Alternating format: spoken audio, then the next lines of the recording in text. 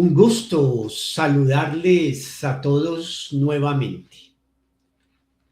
Nuestro tema de hoy es continuación del anterior. El de hoy reflexionemos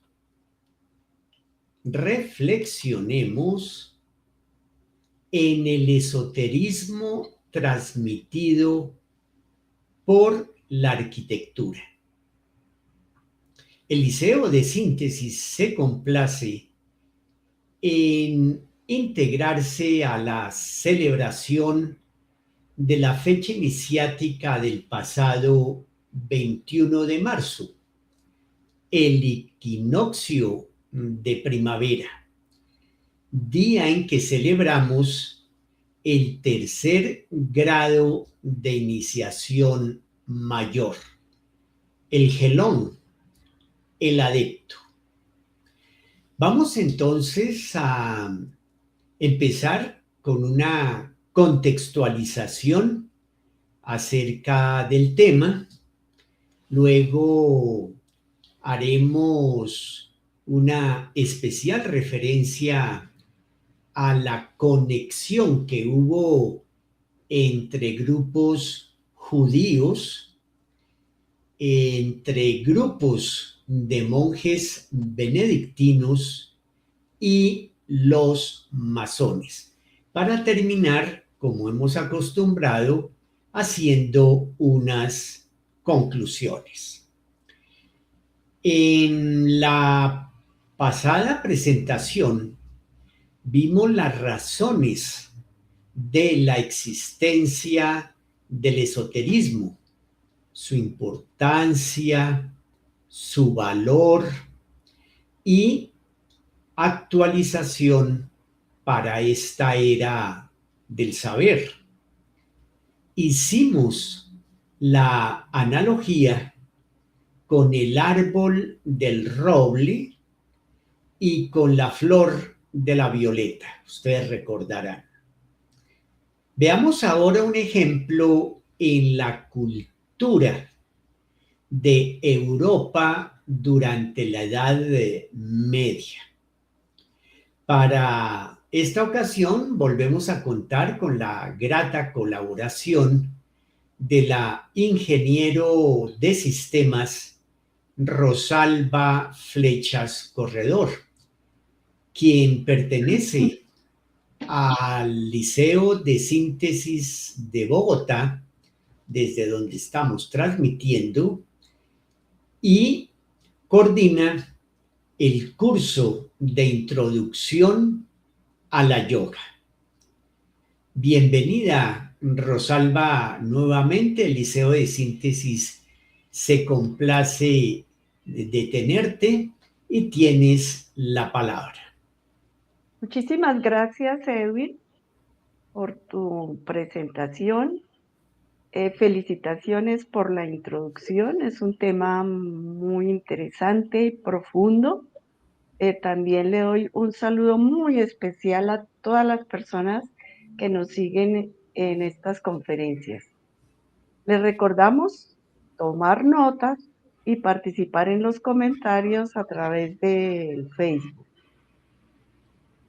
Bueno, empecemos con la Basílica de Bézelé, recordando lo que escribe el maestre doctor de la Ferrière.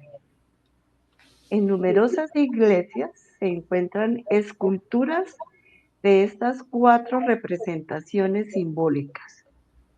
Y agrega, la Basílica de Bézelé en particular ofrece un bello ejemplo de este esoterismo cuyo sentido no se ha perdido en la religión católica romana. El maestre se refiere en primer lugar al cuaternario tan divulgado, tan estudiado, aunque a veces poco comprendido y mucho menos vivenciado. Todos vivimos en él. Es una de las manifestaciones de la realidad, de la vida. Sin embargo, no siempre nos damos cuenta. Este cuaternario, como todo símbolo, contiene aspectos superficiales, otros profundos y otros muy, muy profundos. He aquí su fuerza. Todo depende de quien aprenda a vivenciarlo.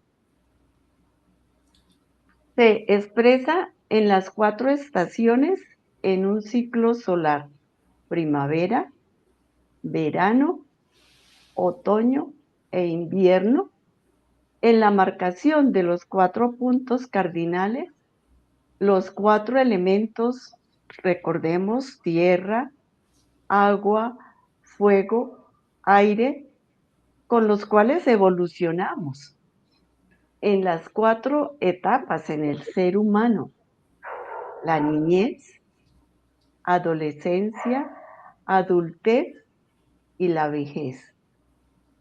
Vimos en la presentación pasada las 4 fases de la luna. Esto para dar un ejemplo de nuestra convivencia con esta ley cósmica. Empecemos a acercarnos a algunos de los contenidos esotéricos de la Basílica de Vézelay, en Francia, cerca de París. Desde el rigor de la filología y la etimología histórica, el nombre de Vézelay es un término de evolución lingüística que refleja la transformación de un asentamiento rural en un epicentro espiritual.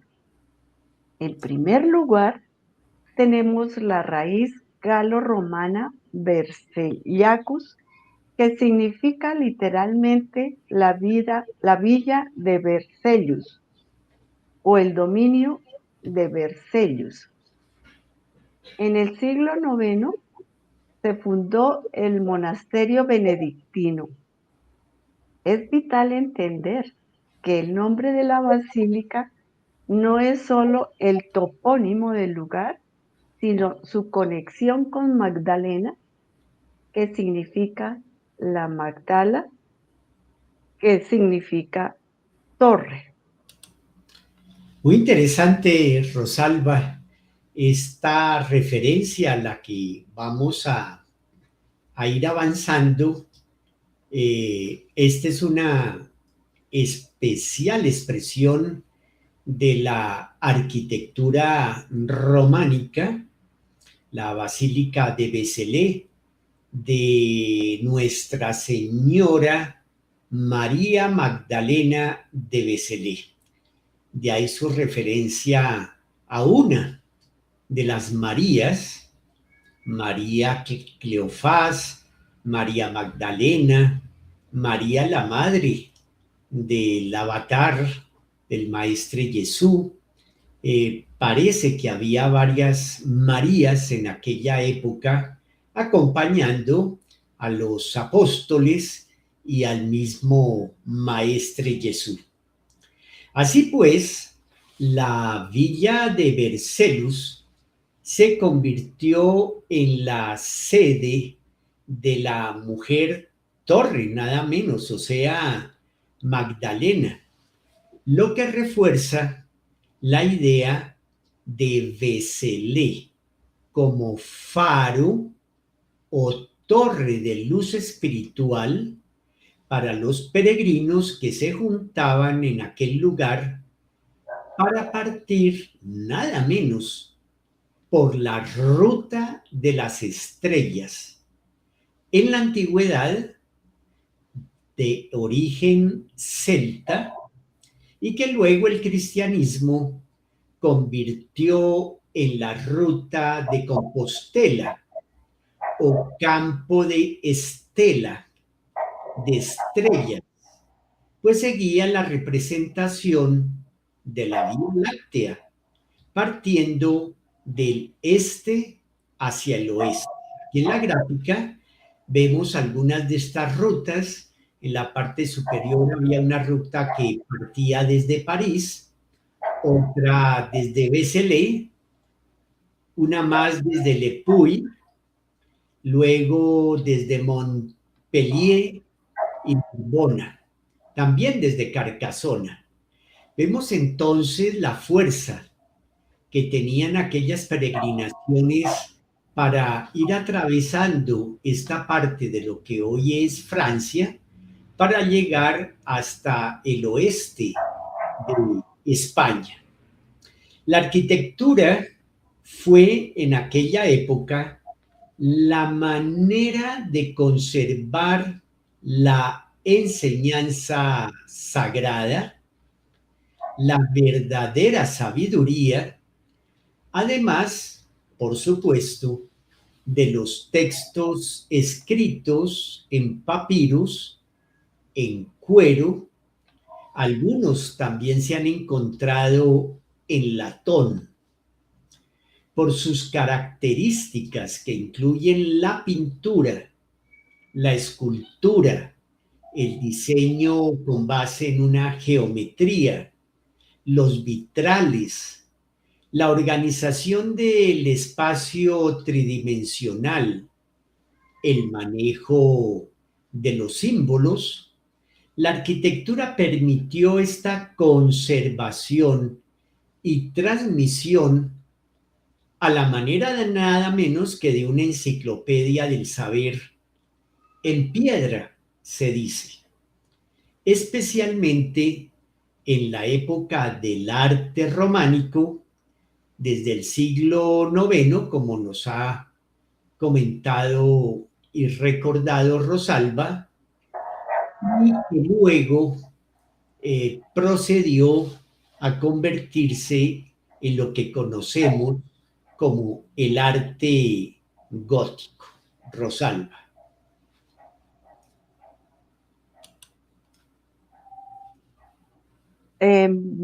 Tenemos acá en la diapositiva unas referencias al esoterismo en el cristianismo. Pablo apóstol enseña lo que es evidente para el mundo y el misterio o lo oculto.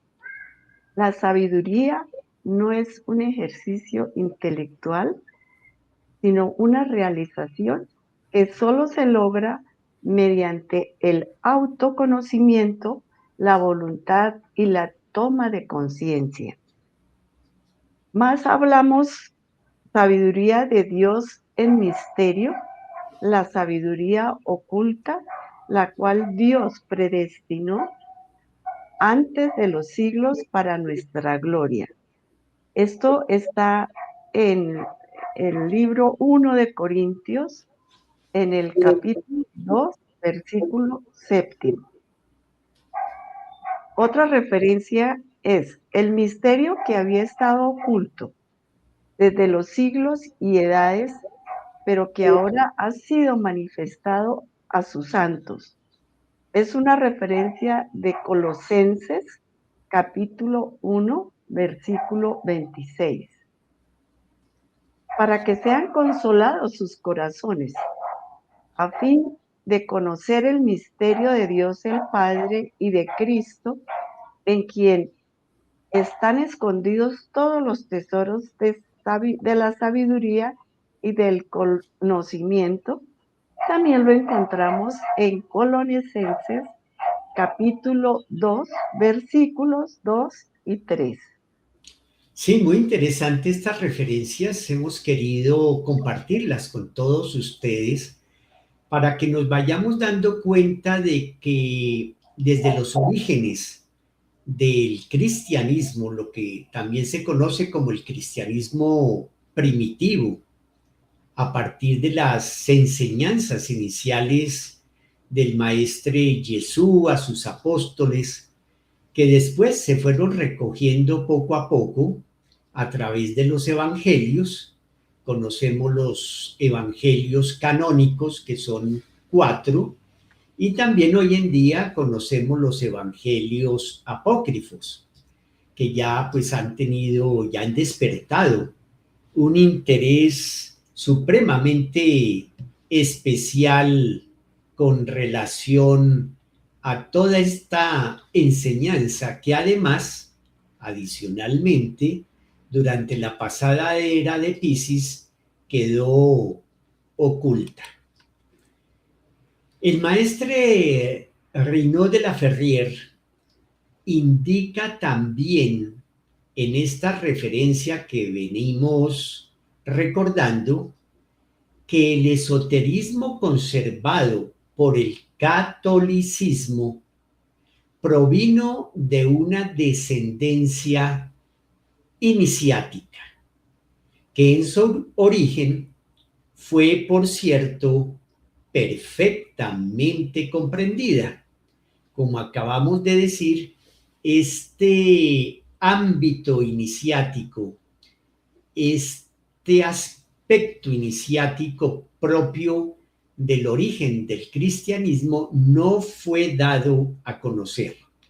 Por eso en la referencia que nos recuerda Rosalba, el apóstol Pablo se refiere a los santos y es una manera de velar lo que eran los discípulos que estaban, digamos, en la iniciación propia de la transmisión del maestre Jesús, ya que todos los avatares siempre traen una enseñanza exotérica y una enseñanza esotérica.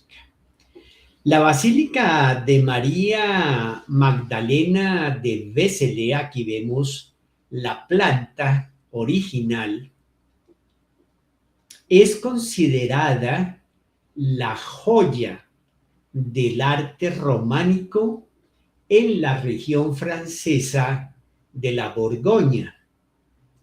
Y pasados unos siglos, incluyó características de lo que empezó a surgir, hoy conocido como el gótico inicial. Esta basílica de Santa María Magdalena de Vézelay fue originalmente un monasterio benedictino. Aquí tenemos que llamar la atención para que ustedes tengan presente este hecho histórico.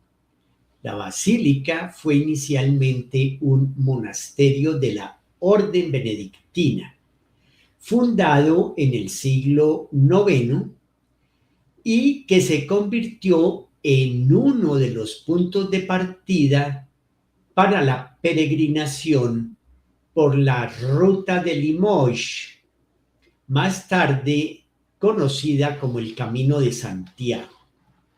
Es importante destacar que en su origen fue construido ese monasterio en esta cima, es decir, en lo alto de esta población llamada Vézelay, monasterio por lo que representan los benedictinos en la conservación y transmisión del esoterismo en aquella época. ¿Cómo se conservó este esoterismo en el arte románico? Yo diría una de las preguntas, bueno, más importantes. ¿Por qué los benedictinos transmitieron este esoterismo? Vamos a abordarlo enseguida. Entre todas las manifestaciones esotéricas de esta basílica, destacamos el diseño con precisión astronómica durante el solsticio de verano hacia el 22 de junio de cada año, al mediodía, los rayos de luz que penetran por las ventanas superiores llegan exactamente al centro del pasillo de la nave, formando un camino de luz hacia el altar. También destacamos los pasajes iniciáticos grabados en piedra en los capiteles, así como en el nártex, que es el nombre del vestíbulo de la entrada, con su tímpano, que son relatos provenientes de los textos sagrados. Siguiendo la investigación del maestre de la Ferrier, él escribe en el libro negro de la francmasonería: la antigüedad de la cofradía de oficiales artesanos se pierde en la noche de los tiempos. Ya provenía desde la época antigua de Salomón y mucho antes. Generalmente se dice que se remonta a la época de la construcción del templo de Salomón. Efectivamente, los archivos nos enseñan ciertos hechos como ceremonias, diversas escenas, personajes que se mencionan como testimonio. Hasta la época de la escisión, esta fue la iniciación mosaica usual, y la cual muy pocas corporaciones de artesanos la han conservado. De ahí que surgieran los monasterios, las salas de las ciencias y de las artes. Hallamos un San Benito y un San Bonifacio, que construyeron una clase de monjes que se ocupaban especialmente de los trabajos de arte. Hasta aquí la cita del maestre de la Ferrier. Tenemos pues esta referencia tan especial a los benedictinos, y para esto les invitamos a estudiar su historia, especialmente en la Edad Media. Surge el monasterio benedictino del siglo IX y pasa a ser una iglesia que se convierte en un faro de la cristiandad. La Orden de San Benito tenía como lema ora y labora, y la importancia del callar en la transmisión del conocimiento entre el románico y el gótico inicial. En relación con la estructura de la basílica, podemos enumerar entonces el uso de la luz y el espacio para crear una atmósfera de recogimiento.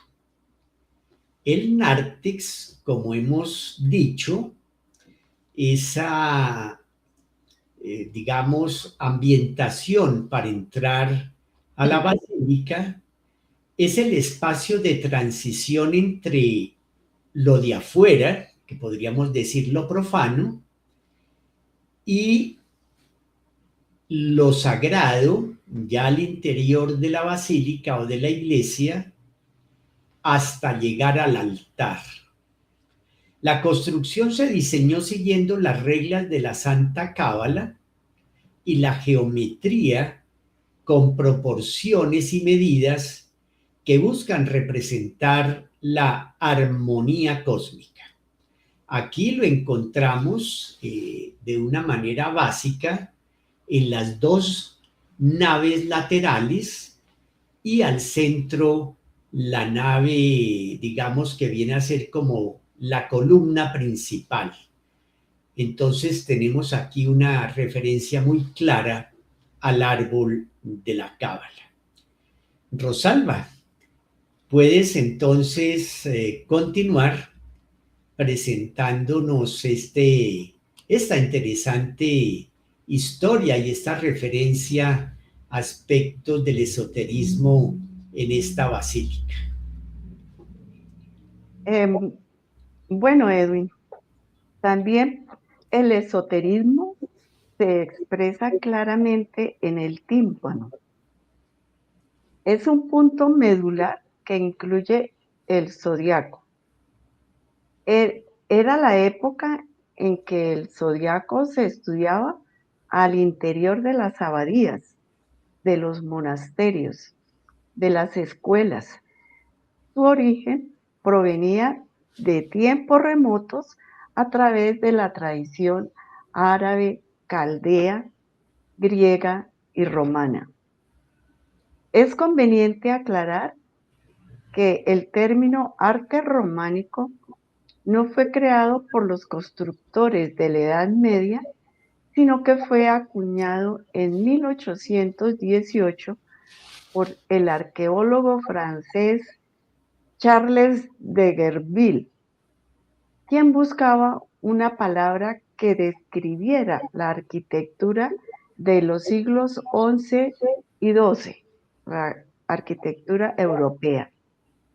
Y las fuentes de su origen son romanas, carolingias, bizantinas, germánica, visigoda, celto-vikinga, y la orden de Cluny benedictina fue el motor de expansión junto con los aportes de las ciencias sagradas como la cábala, como lo has mencionado, la geometría, la astrología y el símbolo, creando un arte esotérico con características metafóricas, emblemáticas, que expresan profundas enseñanzas a través de medios aparentemente sencillos.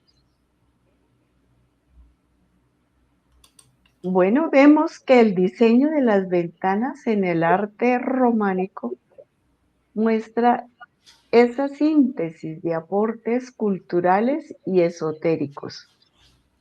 Ustedes observan en primer lugar lo que podría ser el marco constituido por las dos columnas, lo cual ya es un importante referente simbólico que por supuesto invitamos a estudiar, profundizar y vivenciar, las cuales están rematadas por un arco, lo cual sugiere la unión o la síntesis de la columna derecha con la izquierda. En el caso de esta ventana, el arco está acompañado por 6 caras humanas y encima 12 semiesferas, lo cual nos remite a la matemática simbólica. Interesantísimo, ¿no, Rosalba? Y bueno, estimados participantes, fijémonos cómo en una ventana, esta ventana adquiere un significado. Es elevada por el arte románico, por el arte esotérico, a una condición especial, simbólica, puesto que la ventana está diseñada a través de una serie de elementos que van a constituir precisamente ese esoterismo. Vamos a mirar entonces otro caso igualmente interesante, que es la figura que acompaña la diapositiva que nos ha servido para la publicidad de esta presentación. Aquí ustedes pueden hacer una breve pausa y ponernos todos a observar detenidamente para referirnos a esta figura humana colocada en la columna. Aparentemente podría estar delante de la columna, o bien podría leerse ya a un nivel simbólico, metafórico, emblemático, ya no delante de la columna, sino como parte de la columna, como una columna. En primer lugar, esta figura nos puede recordar a las conocidas cariátides, esas esculturas femeninas que como columnas estructurales sostienen la tribuna del Erecteion en la Acrópolis de Atenas del siglo V antes de Cristo. Era un templo creado en honor a los dioses Atenea Polias, Poseidón y Erecteo. Tenemos así un recurso artístico que hoy en día está siendo muy estudiado mediante lo que se ha llamado el método estructurado. En primer lugar, este método implica el análisis formal que contiene el medio, las formas, la composición y el espacio. Viene un segundo capítulo dentro de este estudio que podemos llamar el plano de contenido o iconografía, el cual estudia el significado de los símbolos, en este caso la figura humana y la columna, esa integración entre figura humana y columna, y como tal el tema. Y en tercer y último lugar, el capítulo de análisis del contexto y su historia. Integra la historia de esta expresión artística y las asociaciones con expresiones similares, como acabamos de hacer referencia a las cariátides. Hay muchos otros ejemplos. Incluye el estudio de la cultura y además el ambiente de los artistas, que no podemos olvidar en ningún momento, que la crearon indagando por su propósito. ¿Qué propósito tenían estos artistas? Propósito tanto social como religioso. Invitamos a repasar el pasaje del Nuevo Testamento en el libro de las Revelaciones, conocido como el Apocalipsis, capítulo 3, versículo 12, y que también incluye: estamos pues ante la expresión del significado, es decir, la pregunta que debemos hacernos: ¿qué significa esta figura humana? ¿Qué significa esta figura humana como columna? Muy bien, entonces recordemos, repasen ustedes esta cita del libro de las Revelaciones en el capítulo 3, versículo 12. Rosalba, Muy, continúa la palabra. muy interesante, Edwin. Todos esos aportes que nos hacen reflexionar. En esta expresión vemos la herencia helenística proveniente de la antigua Grecia. Es la figura de Ganímedes, que en la mitología es el héroe que llega al Olimpo a prestar su servicio a los dioses y vuelca el cántaro de agua de la sabiduría a la humanidad desde los cielos, y que es la representación de una de las características del signo zodiacal del aguador en correspondencia con la actual era precesional del saber. Sí, Rosalba, es muy interesante porque aquí además Ganímedes, este personaje tan emblemático, tan simbólico, está siendo llevado a los cielos nada menos que por un águila.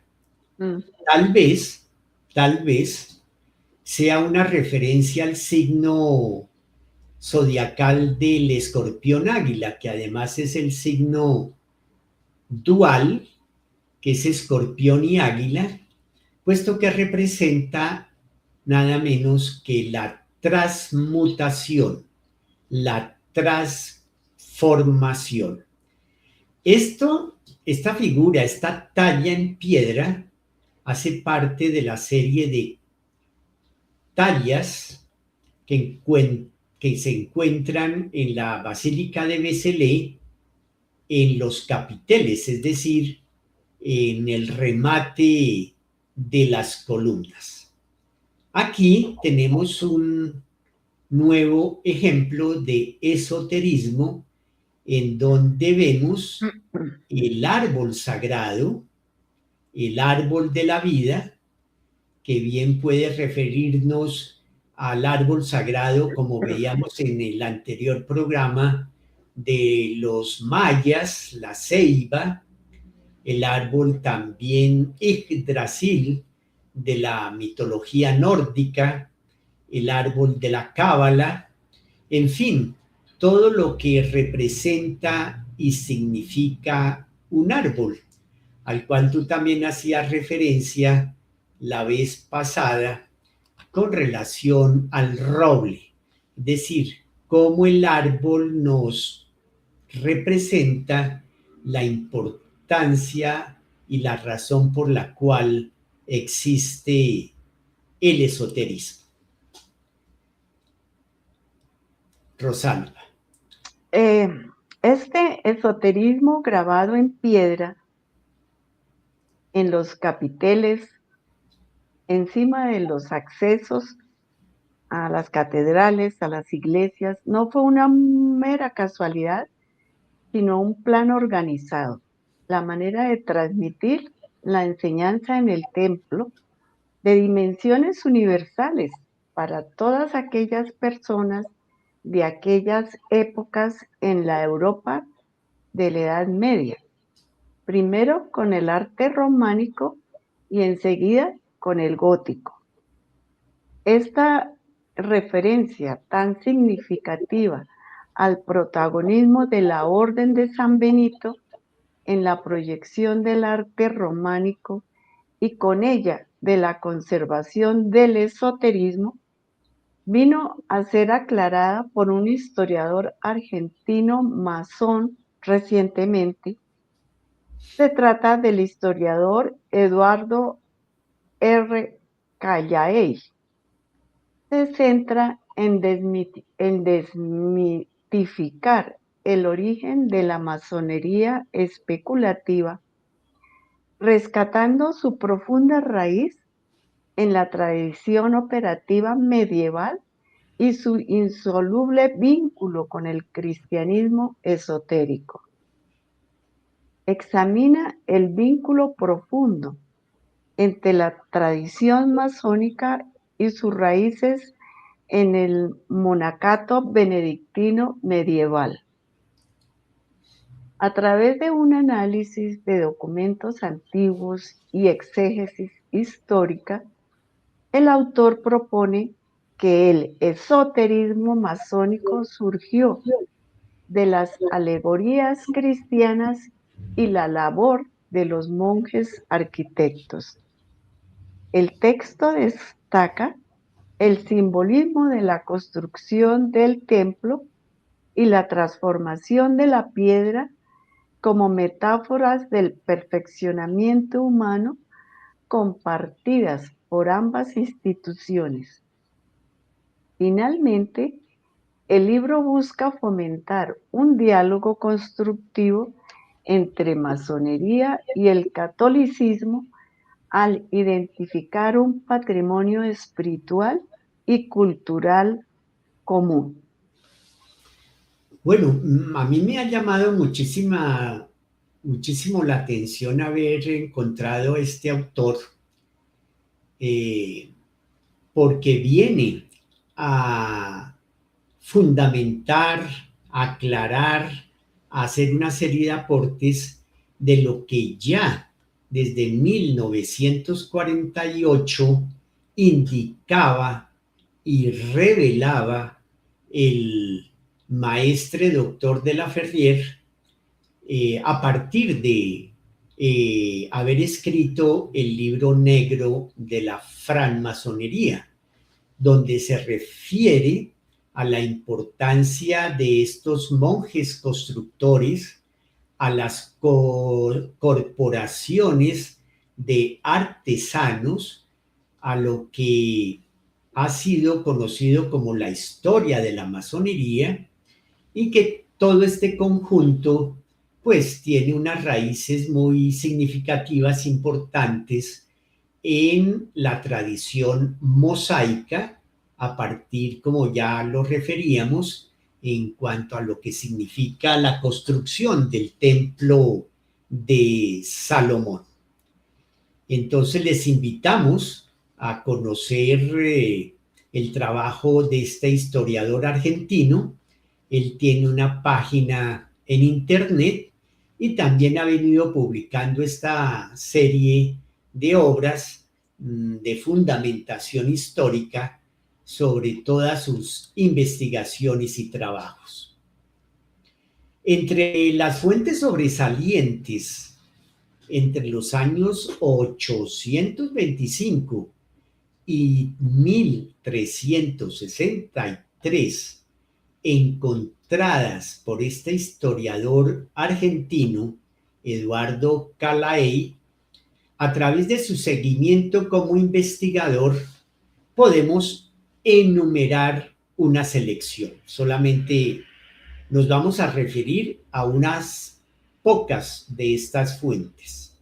En primer lugar, el gran personaje es Beda, nacido en el 672, fallecido aproximadamente en el 735 después de Cristo, un monje benedictino, erudito y escritor inglés, que se convirtió en una de las figuras intelectuales más influyentes de la Alta Edad Media.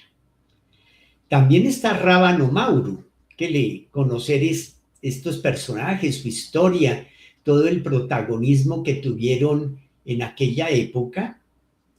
Nacido aproximadamente en el 776, fallecido en 856, fue el abad de Fulda, una importante abadía alemana, y maestro de Estrabón, citado por sus obras, las cuales analizan la simbología del templo y las virtudes del artífice. También tenemos a Walafrid Estrabón, conocido como el Visco. Fue un notable exégeta benedictino que incluyó en su glosa ordinaria los comentarios titulados Liber Regum Tertius y Liber Paralipomenon Secundus, donde trata la construcción del templo de Salomón. Teófilo, siglo XII, monje benedictino también, autor de un manual técnico para el artífice que incluye reflexiones sobre las virtudes espirituales del maestro de arte. Honorio de Autun, 1095-1135, autor de Imago Mundi y de Gemma Animae. En esta última desarrolla una teoría que considera la arquitectura como una manifestación de los planes divinos. Vemos que aquí hay una especial expresión, por supuesto, esotérica. Y terminemos con la referencia a Petrus Comestor, autor de la Historia Escolástica, obra identificada en el manuscrito Cook y ampliamente difundida en el ámbito monástico. Rosalba. Sí, Edwin.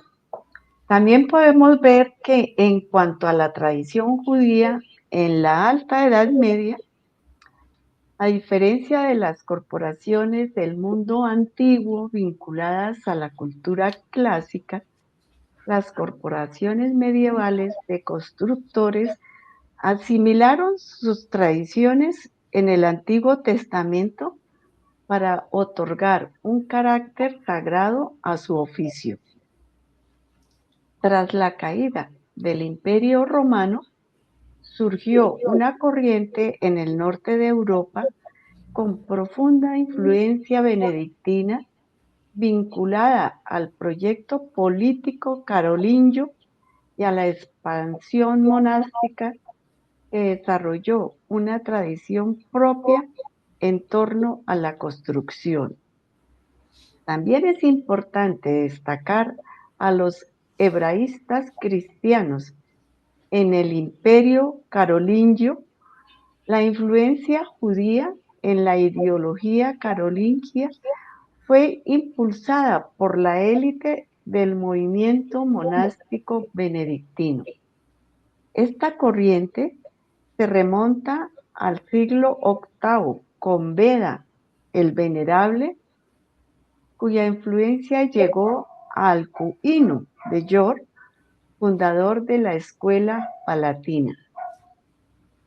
Sus máximos exponentes se encontraron en las escuelas de Fulda, actual Alemania, y Reichenau, actual Suiza, dirigidas por Rábano Mauro y Walafrid Estrabón respectivamente. Estos monjes fueron destacados hebraístas que mantuvieron vínculos con doctores hebreos de quienes aprendieron la lengua e incorporaron elementos de la tradición judía. Utilizaron técnicas de la cábala hebrea con cálculos numerológicos en relación con los caracteres del alfabeto hebreo para la interpretación de las escrituras. Siglo antes de que circularan los clásicos cabalísticos medievales en Europa.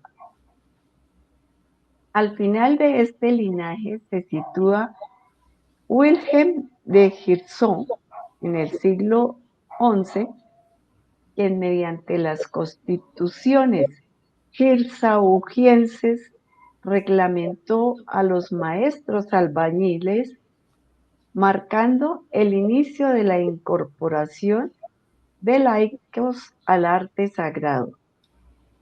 Es importante hacer referencia a los judíos de Languedoc, región al sudeste de Francia, donde se hablaba la lengua de Oc.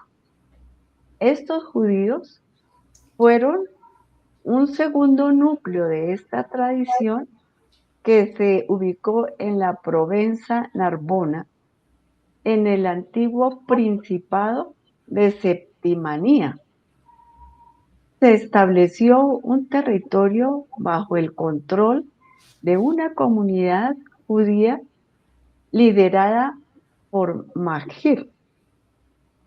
Maquir, descendiente directo del rey David, se casó con la hermana del rey Pipino, la princesa Audia Martel, estableciendo un vínculo de sangre entre el linaje davídico y las casas reales europeas. Esta alianza permitió a Carlomagno fijar su propia legitimidad y la del imperio en la personificación de la monarquía bíblica de derecho divino, tomando a David y Salomón como modelos. La presencia de místicos judíos en esta región fue determinante para la conformación de las escuelas cabalísticas de España y la Provenza, cuya influencia en la masonería posterior fue fundamental.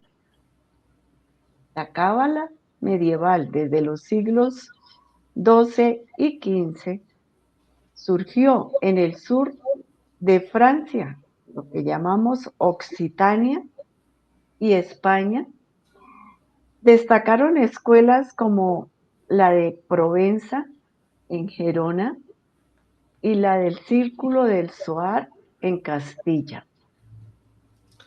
Sí, Rosalba, esto es interesantísimo, todo esto que recientemente se está descubriendo mucho más porque ya había muy buenos indicios.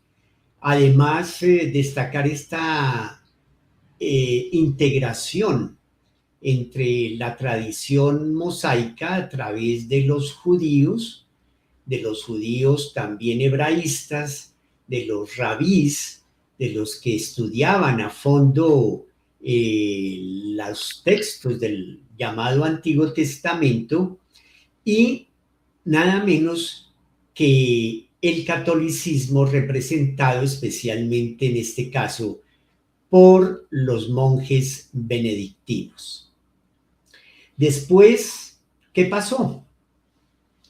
Después llegó el Renacimiento y la modernidad. Y el esoterismo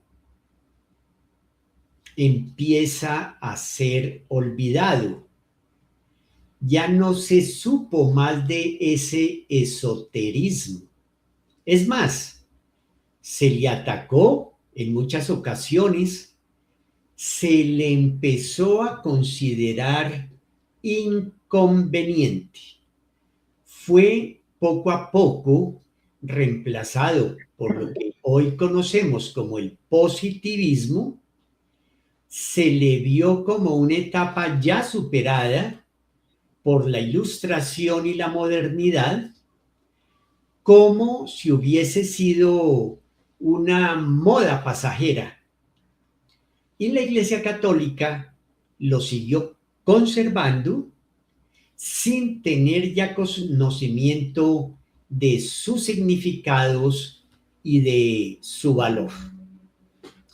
Señala muy oportunamente el maestre Serge Reynaud de la Ferrière en el sexto mensaje, El arte en la nueva era, que el esoterismo al cual se hace tanta alusión en nuestra época demanda un verdadero retorno a su lugar.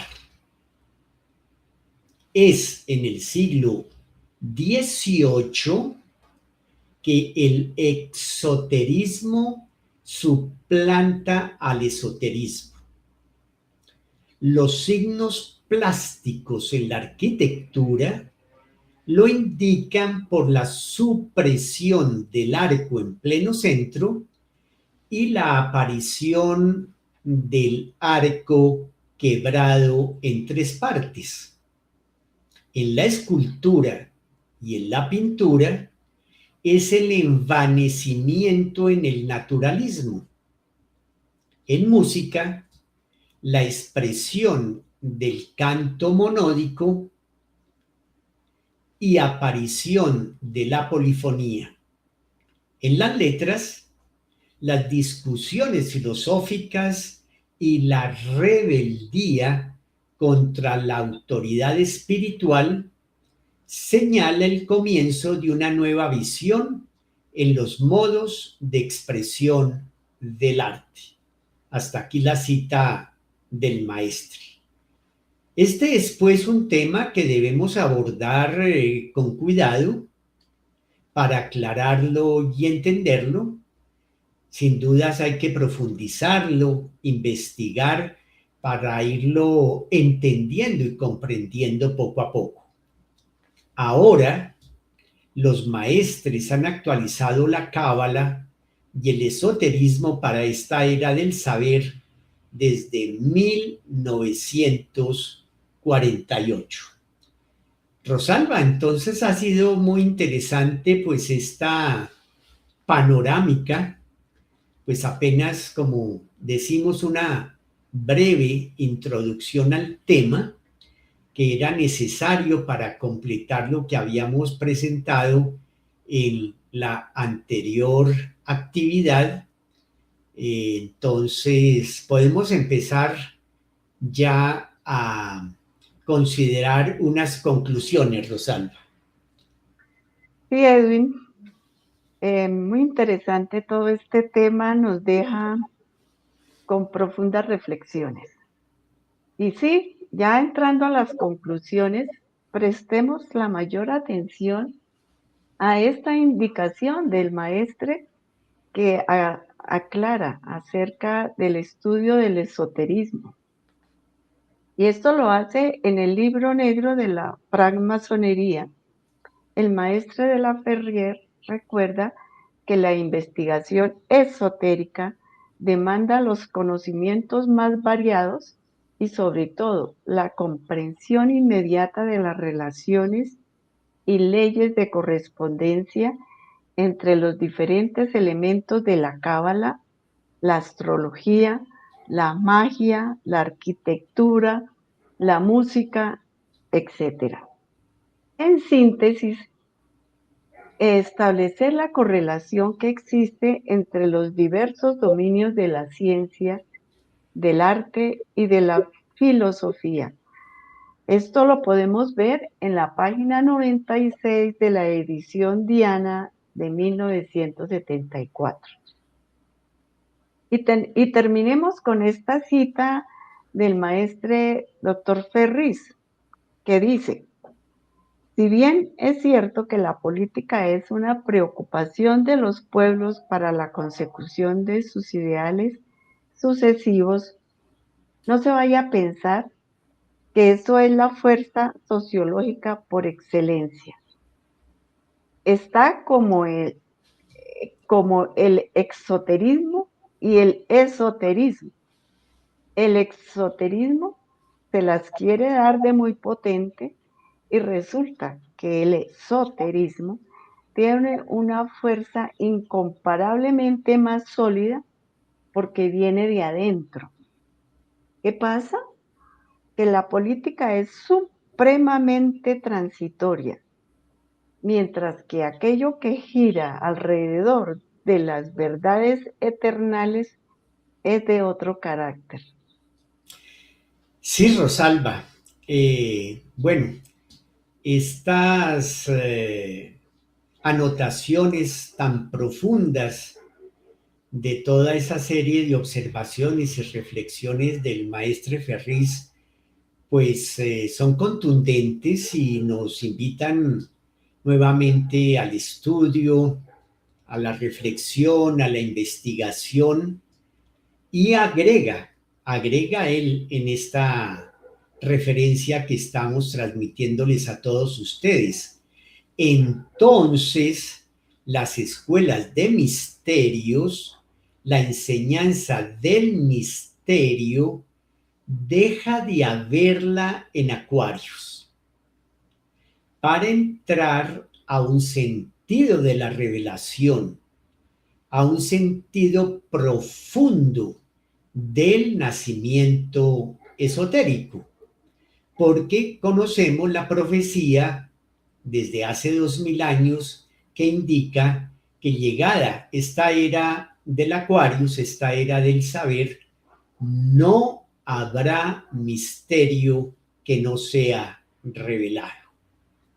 Bien, esperamos que todos los participantes escriban sus aportes, preguntas y conclusiones a través del chat en los comentarios de este canal en Facebook y también en el canal que el Liceo de Síntesis tiene en YouTube y que simultáneamente presentamos esta actividad.